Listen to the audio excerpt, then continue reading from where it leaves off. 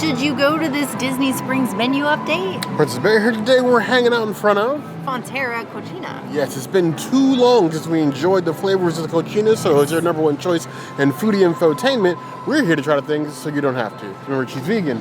I'm not. I'm on dance tonight. It's time to foodie and chill.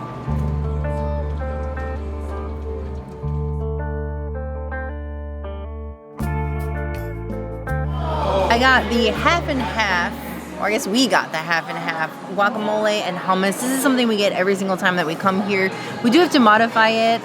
Fortunately for Bear, they don't put mango on it by default anymore. But this is one of my favorite things to do is grab like half guac and half hummus because it just gives you like a nice flavor to it. Because you can combine the hummus and the guac, I find this to be one of the more unique guacamole dishes around Disney World. This is owned by Las Palmas Restaurant Group, so they do own La Cava, Maya, San Angel, La Hacienda, and many, many more. But for some reason, the guacamole here tastes better than all of their other properties. So they should just make it here and distribute it to all their other ones, since the other ones are not doing so good. Sorry, La Cava. Your guacamole is not so good. I would give this a 5 out of 5. It is a Princessities item. So much so that like when Bear and I come here and order drinks, we'll just sit at the bar and just split one of these. And then like have a Disney Springs day. I feel like on a long enough timeline, I keep coming back to the argument that hummus is just Middle Eastern salsa. But then it gets me thinking, if hummus is a Middle Eastern salsa, and then salsa is the Mexican salsa, what is the American salsa? Beanie Weenies? I don't know. It'll hurt my little head. I'm not that bright. Or somebody more funny than me can figure it out in the comments. Until then, hummus and salsa or guacamole on a chip. It's surprising how much like the guacamole being that nice like fruity right flavor and then like the nutty flavor of hummus work together. They sort of balance each other out with a little bit of spice. And then you have two salsas to sort of modify the flavor with. This is the reason why it's one of our favorite on property and why it's really hard to beat this anywhere else you go. Unique and magic, all on a plate here. 4.5 out of 5 balls.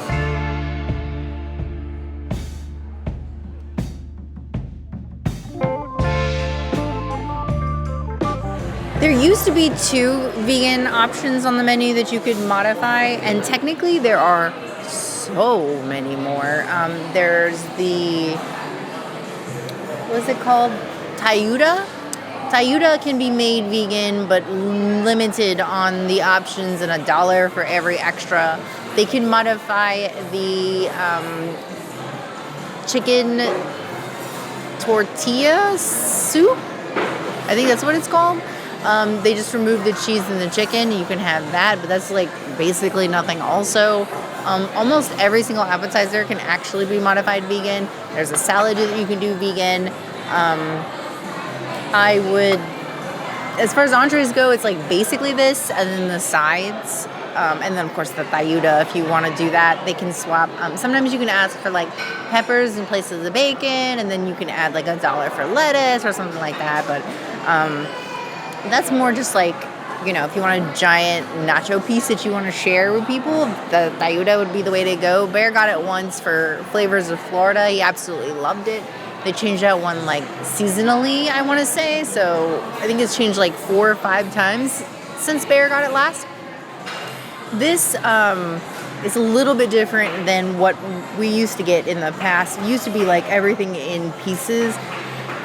Now it's just this. No vegan tacos or anything like that. And then it's just basically eggplant and mushroom inside there, which are like literally the 2 things I dislike the most.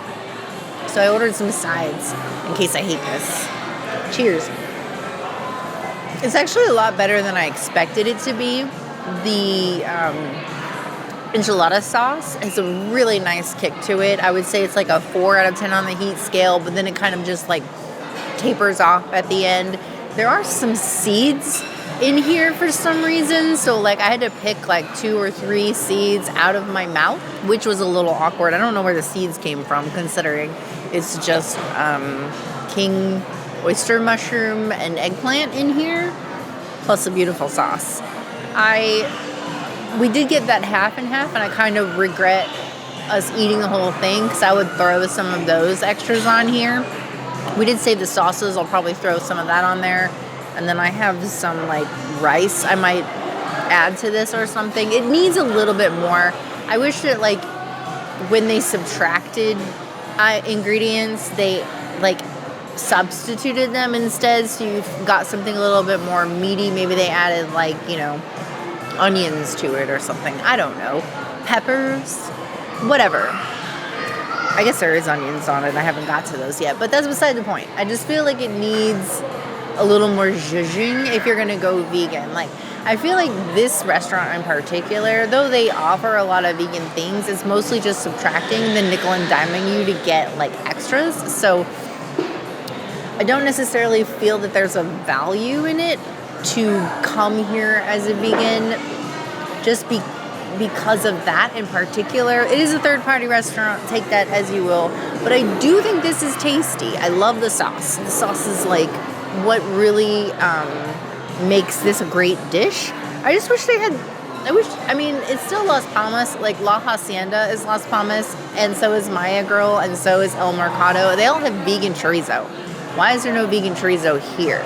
This would be perfect with vegan chorizo. I digress. I'm telling a long story about these enchiladas when really you guys just want to know what I think of it. And I think it's a 3 out of 5 enchiladas. I feel at times a lot of our restaurants run by our Mexican cousins cheap out a little bit. Because if there's any food that should be easy to make vegan, it should in fact be Mexican food. You have all the veggies you need. Most of the food is made to order. So like it's not like you're prepping a bunch of stuff. So when you get it and it's really only taking things away without consideration for vegans, there really should be a vegetarian vegan option like on the menu. Like you do have the one vegetarian option with basically this with the cheese, but like I feel like y'all could do better. And I say y'all with the deepest southern draw I can, and that southern fake niceness the princess hates so much. Y'all could do better.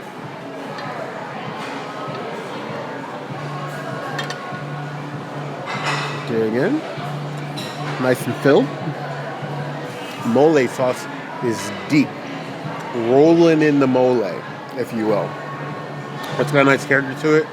The heat is present, but not like overpowering, like simmering under the surface, like a 2.5 out of 10 on the heat scale. But it adds a lot of flavor. And the tortilla and the veggies sort of like soak that up.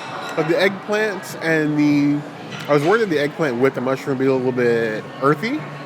But it's actually, with the mole sauce, is rather vibrant. It's a party.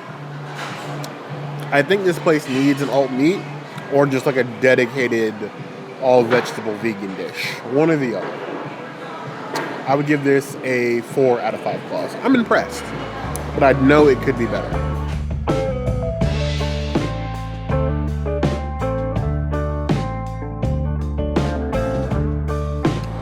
It's not often I go all in on like just like a whole fish at a Mexican restaurant, but every once in a while you have one that sort of like catches my interest. Huge.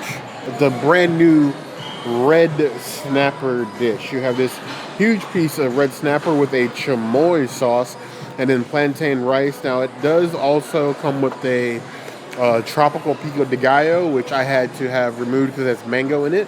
But even still, it looks beautiful. And then you also get tortillas with it to sort of like wrap it in. I hadn't even considered that I would get tortillas with it, even though it did say in the description that I barely read. But I'm going to go ahead and just load it up. We're going to take a little bit of the fish. We're going to put that beautiful piece here in a tortilla. Look at that color. The cilantro. We're going to take a little bit of this plantain rice as well. We're going to load that in there. And then we're even going to take the lime they so graciously provided us with. Eat. I'm going to give it a little squeeze. Because honestly, is there anything that doesn't taste better wrapped in a tortilla? I'm sure there is. Or maybe there isn't. It is a very of the ocean ishi fish, a briny fish, if you will. It definitely needs that lime, but that char on top, the crispy fish skin, that's tasty. Like super tasty. Like the skin eats like fish potato chip. The fish is nice and flaky on the inside, but well seasoned. Not spicy at all, but it's got a nice little like deep, like sweet flavor to go with the fish. Hence like the tropical pico that normally go in there, and then chamoy's with that little bit of sweetness to it. That is delightful. I would give that 4 out of 5 claws. I think it's good for one time, but I don't know if I would get this every time just because of like how strong like that oceany flavor of the fish is.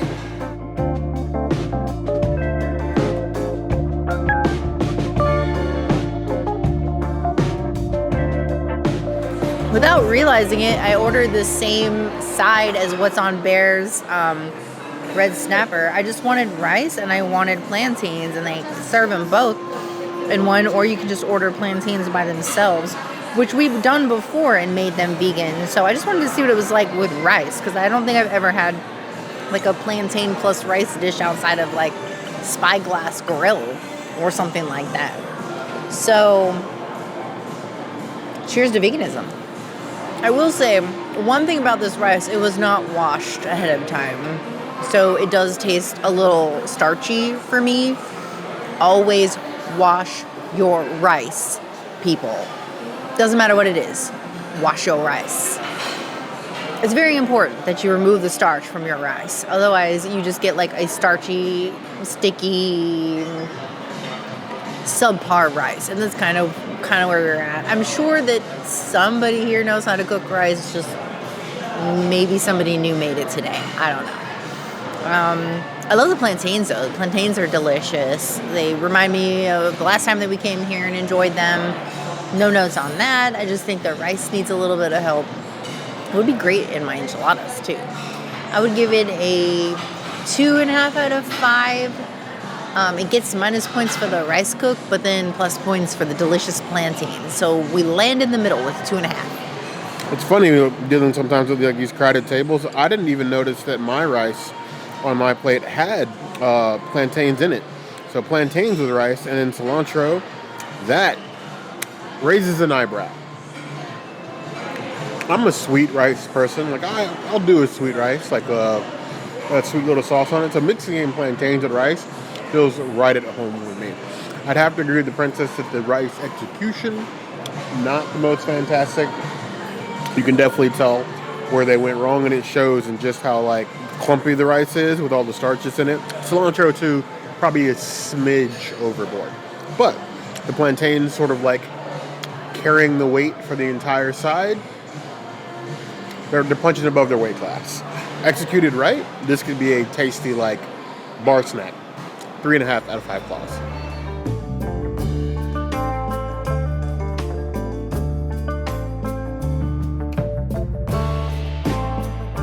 Our last friend here is the Mojo Yuca, which our server asked me if I was okay with spicy. I don't know what on this would be spicy, but I'm just going to grab a little piece of the yuca here, and I'm going to grab a baby part of these. I will say, in my own personal experience, I have not found a place to do better Mojo Yuca than Amatista. And you can tell me if I'm wrong in the comments. Please do, actually. Comment, tell me where your favorite place to get yuca is at, even if it's not at Disney. I want to know, because I love Amatista. That yuca is so soft. So soft. Bear, I think we need to go back to Amatista for science. I do think that this is better, in my own opinion, than Amatista, which I never thought I would say. But that's why I'm saying we got to go back for science, because I think there's a new reigning crown here. This is very flavorful. This is very delicious. This is one of the better yucas I've ever had, I want to say. I'm going to give it a 5 out of 5. I would say it's a Princessities item, and everybody should come here and try it. We were never going to say no at the chance to get yuca. We have become yuca stands on this channel. We've even tried and almost lost many a finger trying to cook yuca at home. It is notoriously hard to cut, but always worth the effort. We'll Yuca boat for whatever greens this is, we're going to commit to this mistake. That is Yuca perfection. I want to take that Yuca and frame it and sit it above my desk next to the pictures of my friends' kids. So it'll be like my nephew, my one friend's kid, and then a picture of the Yuca. And that'll be like my little extended family. I'll give that 4.5 out of 5 claws. Better than Amatista? I don't know about all that. Amatista is good. I don't know if it's Amatista good, but I would say that they could be bitter rivals.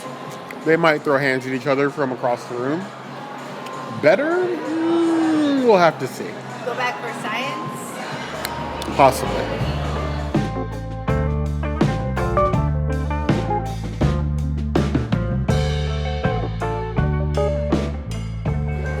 This is the Topolo. This is just like your standard margarita. You can get it on the rocks, which I did, or you can get it like in the shaker. Unfortunately, the Agave Maria is no longer on the menu. It makes me really sad. I think we've had it for like a year and a half now, so really, really sad about that. That was like one of my favorite drinks here.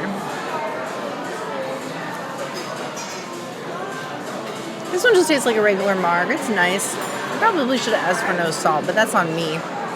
I enjoy it though. I'll give it like a 3.5 out of 5 margaritas. It's okay. Denigrate this beverage to the Agave Maria. There will never be another like you. If you did not get to try it, I feel sorry for you. That was legitimately, without contest, the best tequila / margarita cocktail in all of Walt Disney World. And we will miss it a lot. And it was strong. It was very strong.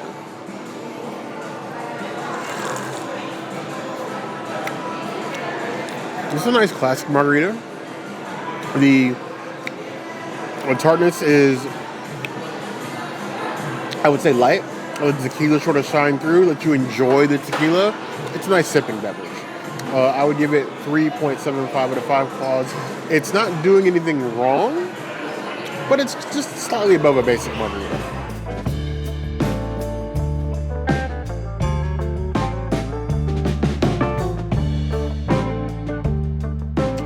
So this is the Como Le Flor. This is apparently named after a Selena song. Yes, excellent. It is a floral drink with pink peppercorns in it. Cappelletti, which isn't vegan, so none for the princess. It's got some of that crushed bug shell in it, so that's not vegan. Lime juice and like a hibiscus tea with tequila. I'm excited. I was not expecting something so large, but we commit to our mistakes.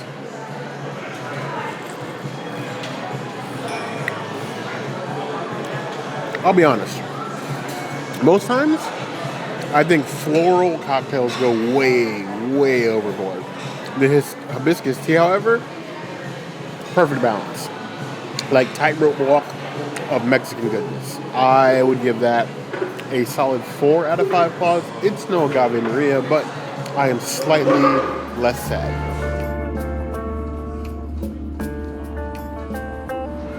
Frontera Cocina, your menu is nice, but it needs updates. All in all, I don't really feel like I'm loving this revamp of the menu. Something about Frontera, I don't know, it just always seems to fall flat on one aspect or the other. They try really hard, and in some of the things they try to do, they do very well, like the hummus and the guac. But in other things, they just don't do well, like vegan options, and I feel like they kind of nickel and dime you a little bit. Yeah, it's like 1 step forward and 8 steps back. Yeah. But we do have fun coming here, at least for beverages. The beverage is always fun. They have a nice happy hour. Yeah, if you make it a happy hour great. sometimes. The food just, it's hit and miss. It's very meh. Today was kind of a miss. It was okay, but not fantastic. It was meh, right? Yeah. Isn't meh like the right word? Mid, as we would say. Yeah, mid. But I don't know what you guys think. Frontera Cocina sits in a very odd spot in Disney Springs, where it probably doesn't get as much foot traffic as some of the other restaurants, because it just sits like in the center, and I feel like people forget about it. Yeah. So I want to know what you guys think of Frontera Cocina. Is it something you even heard about? Do you even know it's here? Is it something that you consider when you come to Disney Springs, or are you going for greener pastures? Let us know in the comments. As always, if there's anything else to see us do, that will always be the place to find us. Hit that notification bell if you want to see other videos like this, and We have new videos 5 days a week. Monday, Tuesday, Wednesday, Thursday, Saturday.